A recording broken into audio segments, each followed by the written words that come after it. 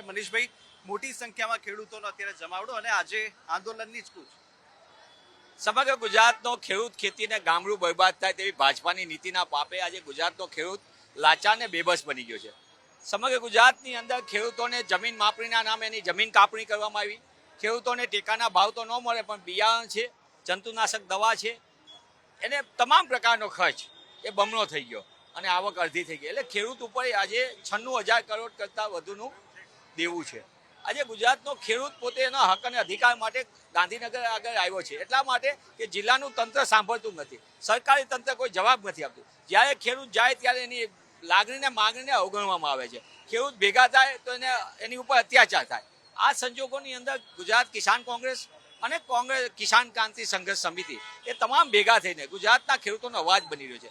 સૌથી મોટું અત્યારે ગુજરાતમાં જે જન આંદોલન ગ્રામ્ય કક્ષાથી હોય, ખેડૂત પોતાની જમીન બચાવવા માટે આંદોલનાત્મક રીતે આવ્યો છે. સ્થાનિક કક્ષાએ વીજળીના પોલ નાખવામાં આવી રહ્યા છે. એ પોલની અંદર 65 મીટરનું ગ્રીડનો પોલ આવે, એ 400 ગ્રીડની લાઇનના કારણે ગુજરાતની ખેતી છીનવાઈ જવાની છે.